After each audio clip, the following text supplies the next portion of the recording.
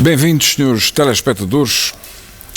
Hoje não é um duelo de ideias, hoje é um monólogo de ideias. Por razões que escapam à minha vontade, hoje não vamos ter o convidado com quem dialogar, como é costume. Então vamos falar, há algum tempo, sobre coisas que interessam à vida de cada um de nós. Não só de política, porque a política, o homem é um animal político, portanto a política está-nos no sangue, embora as pessoas tenham a tendência para falar mal da política e dos políticos.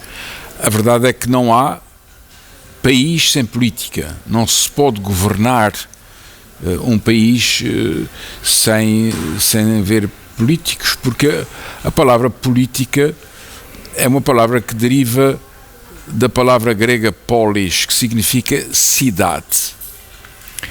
Ora, a cidade na Grécia Antiga era um estado.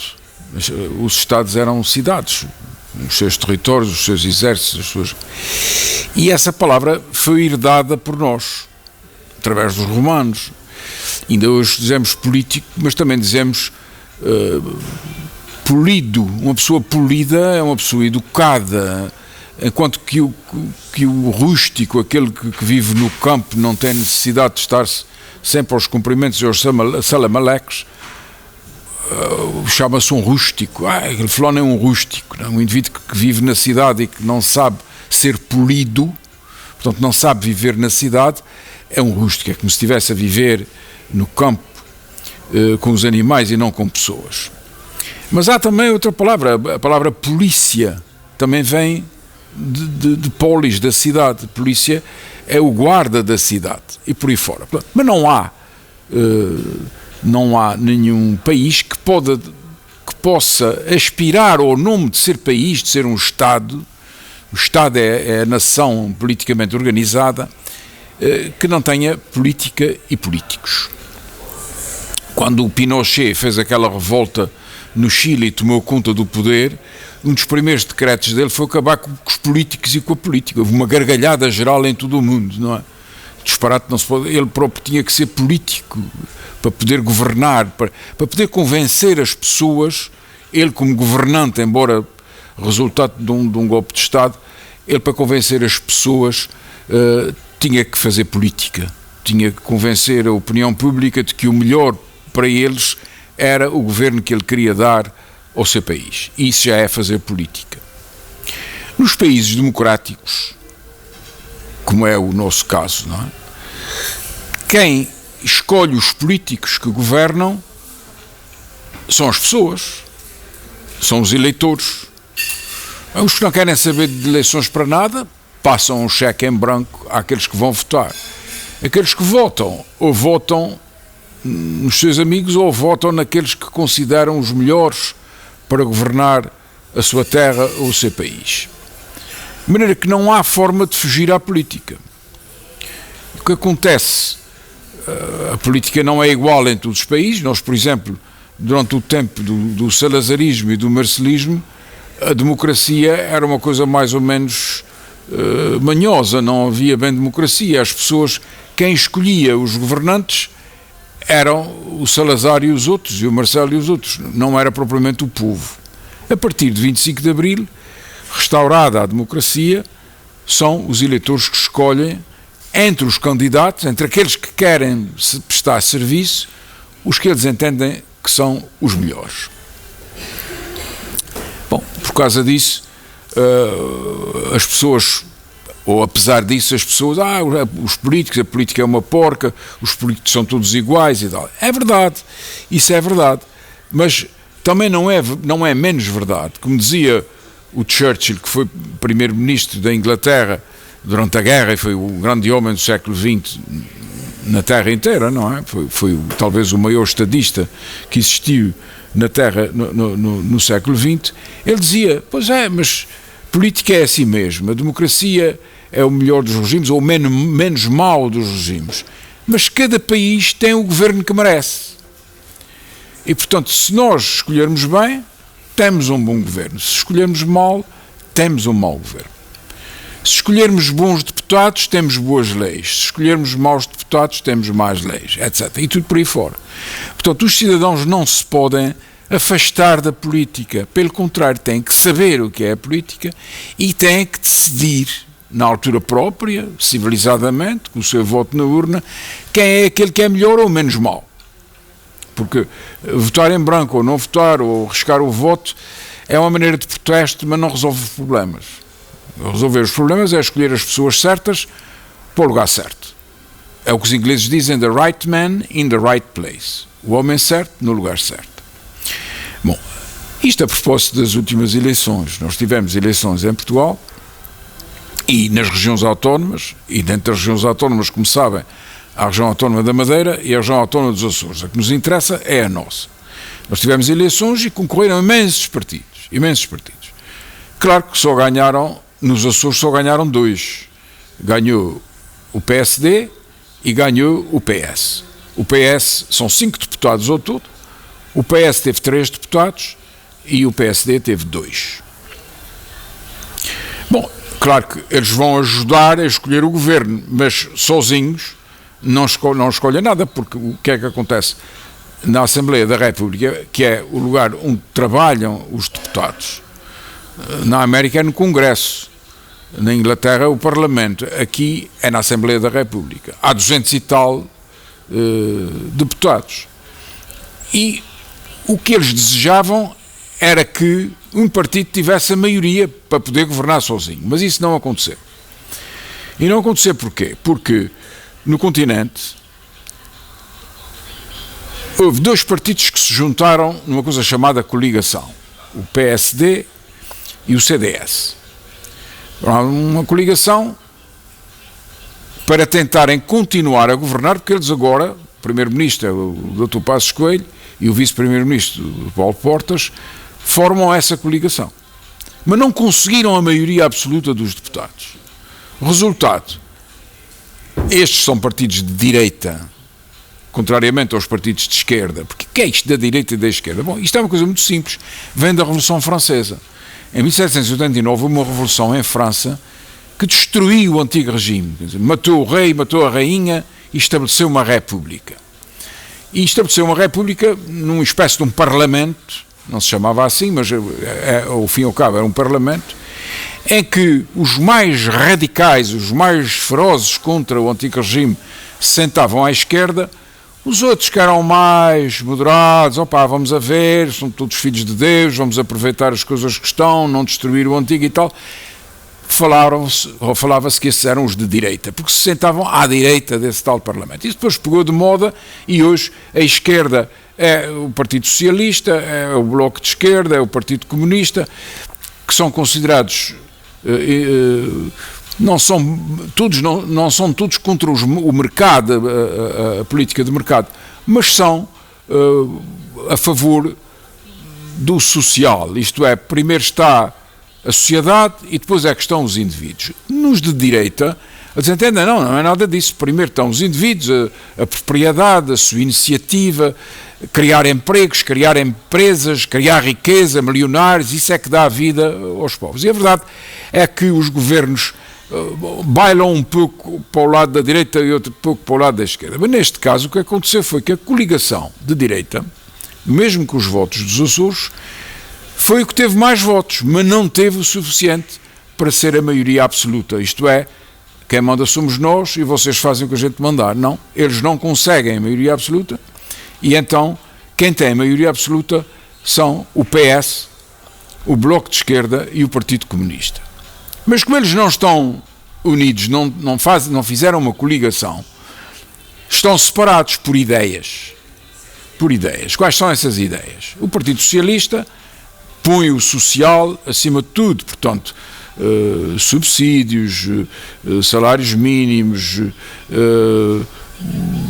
apoios às pessoas que estão doentes, às pessoas que têm grandes famílias e que não etc. Quer dizer, fazem... O importante é ajudar as pessoas todas, diretamente o Estado é que tem que ajudar, mas, cuidado, vamos respeitar a propriedade privada e a iniciativa, porque eles também criam empregos e tal, e portanto vamos deixar as duas coisas funcionarem juntas e melhorar a vida. O Bloco de Esquerda já não é assim. O Bloco de Esquerda, que foi o segundo mais votado da esquerda disse, não é nada disso. Isto é coisa da União Europeia, isto é uma treta, o euro é outra treta, a gente tem que sair daí para fora, e a NATO, nós não temos nada que fazer parte da NATO, que é uma organização militar, Portugal não tem interesse nenhum nisso, etc. Bom, e depois vêm os comunistas, que são pela extinção da propriedade privada, são pela saída da Europa, são pela saída do euro, e também pela saída da NATO. Portanto, não é fácil a esquerda unir-se, a não ser que o Bloco de Esquerda e o Partido Comunista esqueçam parte das suas ideias, o que não é fácil. E neste momento, quem é que a gente tem à frente disso? Pela direita, já disse, Passos Coelho e Paulo Portas. Pela esquerda, nós temos o Dr. António Costa, que neste momento está a ser acompanhado pelo nosso Carlos César, que é cabeça de lista do PS pelos Açores, mas é presidente do Partido Socialista a nível nacional. Temos uma senhora a dirigir o Bloco de Esquerda, que agora não me lembro o nome dela, acho que é Catarina Martins ou assim, e temos o Jerónimo de Sousa a dirigir o Partido Comunista. E claro que eles estão a fazer reuniões e mais reuniões para ver se entendem os três, porque eles juntos fazem a maioria absoluta, a tal maioria absoluta que é preciso para o governo não cair. Mas há uma dificuldade, é que a lei, a nossa Constituição, diz que quem vai formar governo é quem tiver mais deputados. E quem teve mais deputados foi a coligação. Embora não tenha a maioria absoluta, quem vai ter provavelmente que formar governo é a coligação, portanto o Dr. Passos Coelho e o Dr. Paulo Portas. E quem é que nomeia o governo? O Presidente da República, que também é de direita, o Dr. Aníbal Cavaco Silva. Mas o Dr. Aníbal Cavaco Silva, antes das eleições, disse, cuidado, eu só dou posse a um governo estável e duradouro, e não quero aqui entra e sai. O que é entra e sai? É o seguinte, quando um governo toma posse, tem que apresentar um programa e um orçamento. O programa é aquilo que ele vai fazer estradas, vai fazer hospitais, vai fazer escolas, vai fazer isto, vai fazer aquilo. E o orçamento é o dinheiro que ele prevê que vai ser gasto para fazer estas coisas e para pagar as dívidas, porque Portugal infelizmente endividou-se imenso, uma dívida colossal, nem vale a pena falar em números, porque são tão grandes, em termos americanos, são 120 e tal bilhões de euros, ou 1.000 milhões, como nós dizemos na Europa. Mas tem que se pagar o juro e tem que se pagar o próprio, e portanto parte do dinheiro que o país faz e que qualquer governo faz, tem que ser para pagar a dívida. A direita quer pagar a dívida o mais depressa possível. A esquerda diz, não, alto, pagar a dívida depressa possível, e os mais pobres. Quer dizer, se a gente tirar dinheiro a toda a gente, os mais pobres, tirar 50 euros a uma família pobre não é a mesma coisa que tirar 50 euros a uma família rica.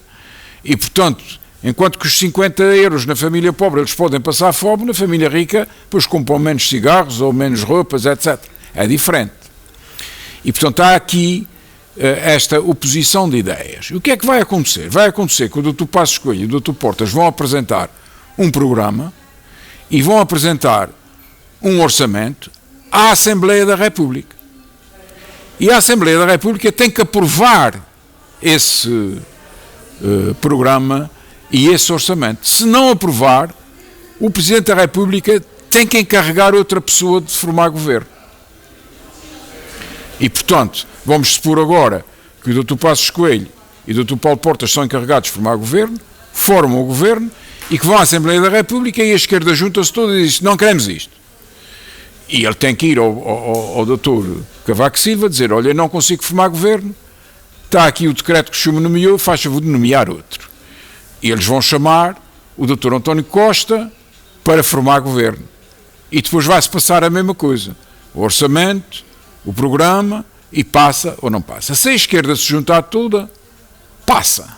Se não se juntar toda, chumba e tem que haver novas eleições, porque senão não se sai daqui. Mas há mais uma complicação. Politicamente a coisa não é nada fácil. Qual é essa complicação? É que o Dr. Cavaco Silva, em janeiro, deixa de continuar a ser presidente. Vai ser presidente só até março. Porquê? Porque a Constituição diz que um presidente só pode estar no poder 2 mandatos e ele já está no fim do 2º mandato. Portanto, ele tem que sair.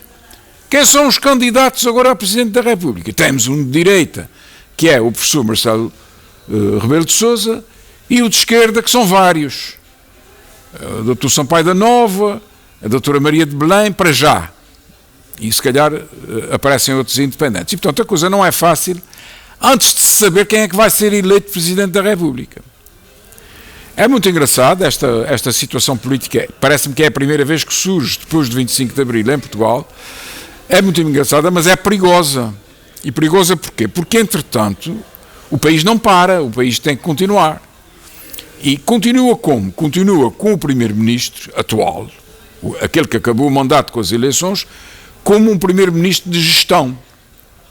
Isto é, eles pegam no programa do ano passado e no orçamento do ano passado, dividem por 12 meses e aquilo é o que eles vão fazendo, até que saia um governo como deve ser. O que é que vai acontecer? Não é fácil. A direita diz que o professor Marcelo Rebelo de Sousa vai ganhar logo à primeira volta. Porque a eleição do Presidente da República em Portugal é diferente dos Estados Unidos. Nos Estados Unidos há uma volta, aqui há 2 voltas. Porque a lei diz que só quando um candidato tenha mais de 50% dos votos é que é logo eleito. Ora, costuma acontecer, no geral, que há sempre 2 voltas, porque ninguém atinge os 50% à primeira volta. E depois tem que haver uma segunda só com os 2 mais votados. Se o professor Marcelo Rebelo de Sousa tiver 51%, logo à primeira, é eleito presidente. Se não tiver, vocês estão mesmo a ver, a direita tem menos votos que a esquerda e se calhar vai sair o Dr. Sampaio da Nova ou a doutora Maria de Belém como presidente. E, portanto, até março isto vai andar um pouco, anda, não anda, volta e não volta.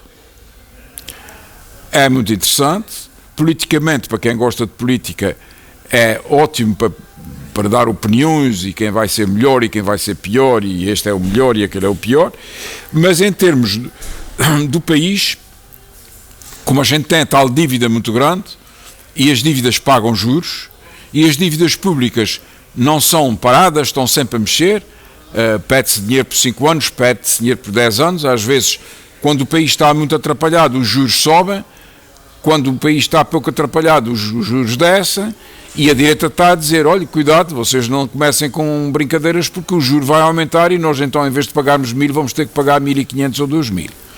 A situação, portanto, é engraçada, mas ao mesmo tempo perigosa. Como é que isto se vai resolver? Confesso que neste momento não sei.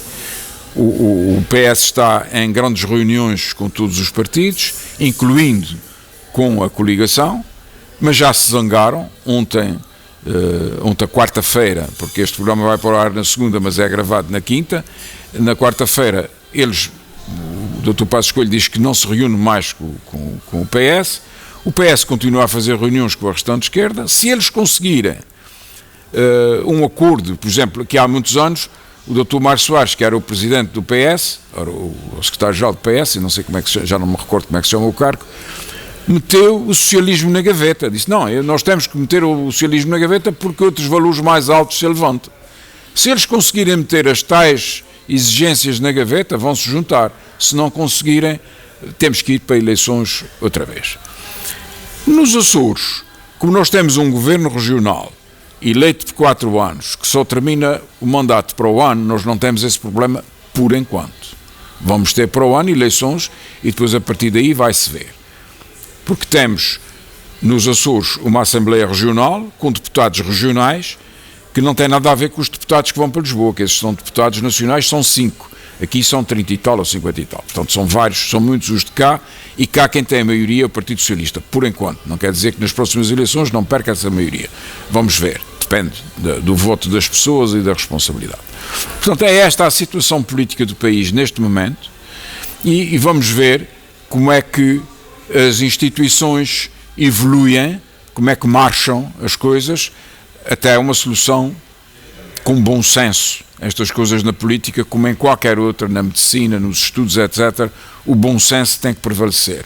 Porque se prevalecer a maluqueira, está tudo partido. E agora queria falar-vos de um outro problema. Eu hoje fui à cadeia.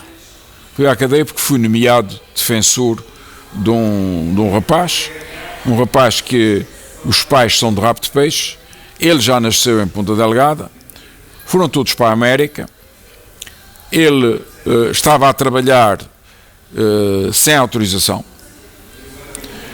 porque ainda estava naquele período, ele foi para a escola, foi para uma escola privada, porque se fosse para a pública podiam recambiá-lo, depois começou a trabalhar com um tio e passado uns meses ou uns anos foi apanhado à noite num café com amigos, pediram-lhe o cartão de identidade, ele não tinha, era o português que não tinha autorização para residir nos Estados Unidos e muito menos trabalhar, e foi repatriado. Faltava-lhe um ano para poder ter os 5 anos pedir a nacionalidade americana. Veio para cá, casou, teve filhos, meteu-se sozinho em tropelias e acabou na cadeia. Isto para dizer que é uma situação muito triste, porque a pessoa nasceu numa família normal, uma família trabalhadora, como qualquer família açoriana, foi para a América, atrás do sonho americano, atrás do qual vão milhares, ou foram já milhares ou dezenas de milhares de famílias, e alguns têm mais sorte do que outros. Este rapaz não teve sorte. Mas isto para dizer que as pessoas que não têm sorte na vida, para poderem salvar-se do buraco em que caíram, têm que ter apoios. E os apoios que eles têm que ter não são apoios do Estado, nem da Igreja, quer dizer, o Estado pode ajudar, evidentemente, e a Igreja pode ajudar, mas o apoio realmente que é necessário, que é imprescindível, é o dos pais, é da família. Eu conheço uma pobre senhora, velhinha, cujo filho foi repatriado e ela deixou tudo o que tinha na América para estar aqui com o filho, para não deixar o filho meter-se em problemas e ficar com uma vida estragada. Enfim, a senhora é velhinha, ele também já não é rapaz novo, mas enfim, estão tratando da sua vida e ela é daquelas açorianas endurecidas pela vida, que vivia nos Estados Unidos e tem uma boa vida nos Estados Unidos, mas não quis saber, largou tudo da mão e veio atrás do seu filho, que não é, aliás, filho único, mas ela entendeu que aquele é que necessitava mais e não o largou. Claro que são duas situações diferentes, são duas situações difíceis, não são nada fáceis, porque eu estou convencido que as autoridades portuguesas não fizeram o suficiente para que os nossos imigrantes nos Estados Unidos e no Canadá, quando chegasse à altura própria, tivessem apoio das nossas embaixadas e dos nossos consulados para ensinarem os nossos imigrantes as línguas e as leis dos países, para se tornarem cidadãos desses países, para não terem problemas de repatriamento nem outros. Evidentemente, criminosos há em todo o lado. E, portanto, uma coisa é a pessoa ser castigada por um crime que fez na terra onde vive, outra coisa é ser castigada e posta no exílio, num desterro. Uma pessoa desterrada é uma pessoa que não vive entre os seus e a sua família. É o pior dos castigos. Antigamente, as leis portuguesas tinham a prisão e o desterro para a costa da África. E antes disso até para as galés, os mais antigos ainda hão de se lembrar, tu vais trabalhar para as galés. Trabalhar para as galés era trabalhar de escravo, de remador, nas galés de guerra do rei. E ser desterrado era apanhar 5 ou 6 anos de cadeia em Portugal ou nas ilhas, e depois ser desterrado, quando acabasse de cumprir essas penas, para a costa da África, para terras onde ninguém conhecia ninguém, e a lei da selva é que imperava. Isso já acabou em todo o lado, mas entre nós não acabou. Entre nós, os açorianos que estão na América a trabalhar e a viver, se caírem numa fraqueza, apanham a prisão na terra onde trabalham e depois são desterrados para uma terra onde eles já não têm ninguém. Saíram todos. E esse castigo é um castigo pavoroso, é um castigo exagerado, é um castigo injusto, que nenhum ser humano merece. Ninguém merece ser arrancado aos seus e atirado como um cão por uma terra que já foi dos pais, mas que já não é, porque entretanto já não tem ninguém aqui que os ame.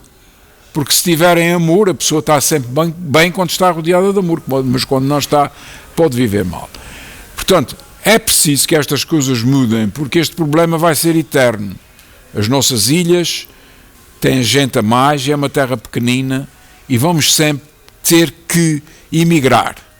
Nós seremos sempre uma terra de imigrantes, menos ou mais, mas seremos sempre. E é preciso que ao menos se faça essa imigração com inteligência. Eu também sou descendente de imigrantes, portanto sei o que é que estou dizendo. Conheço por ouvir falar, os meus pais, os meus avós, do que eram os horrores da imigração. Naquele tempo imigrava-se para o Brasil, era a mesma coisa. E portanto é preciso que as pessoas sejam preparadas, cada vez mais preparadas.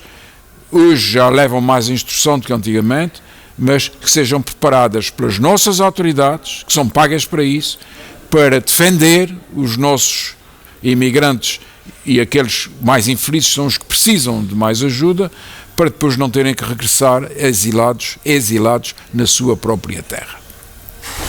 Bom, e agora queria falar-vos finalmente do livro que trago aqui para vos mostrar.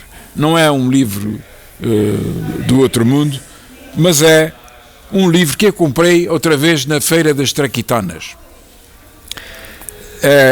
É um anuário de ouro dos Açores. Um anuário é um livro que diz respeito a um ano. Um ano. Antigamente falava-se, por exemplo, num anal de missas. O anal de missas também eram missas rezadas todo o ano por alma de alguém. Havia as missas de São Gregório, que eram 30 missas, e havia o anal de missas, que era um ano de missas. Aqui também é um pouco isso, só que não é de missas, é de anuário de ouro dos Açores. As coisas, o ouro é o melhor dos metais, portanto, é aquele ouro que as pessoas fazem. Uma boa construção, uma boa empresa, uma boa vitória desportiva faz o Anuário de Ouro dos Açores. Esta edição, que eram edições caras e muito bem feitas, começa aqui com o nosso brasão, o brasão dos Açores, que tem as novilhas em estrelas, tem uma águia que simboliza o Açores, e tem os touros que simbolizam a vitória na Batalha da Salga, na terceira, quando os Filipes quiseram invadir os Açores, tentaram invadir a terceira e perderam a Batalha da Salga, porque o povo juntou-se, agarrou numa série de touros e atirou os touros contra os soldados, e com pouca gente conseguiram desbaratar os espanhóis. Isto ficou no nosso brasão de armas, que é uma coisa que vive ao lado da bandeira. A bandeira é uma coisa e o brasão é outra. Isto é para os selos, etc. E a nossa divisa, mais vale morrer livres do que em paz sujeitos. Bom, o livro são anuários, portanto todos os anos havia um. Este é antigo, esta edição penso que acabou. Mas é engraçado as bibliotecas terem enfim, o anuário. É mais material de propaganda, mas tem alguns artigos de opinião com fotografias interessantes de procissões, de pensadores, professores universitários, jornalistas, etc. E, enfim, comprei isto na Feira das Traquitanas por 2,5€, não foi caro, e vai ir para a minha biblioteca por ser mais uma obra dos Açores. E até ao próximo programa, e na altura prometo-vos que trago um convidado.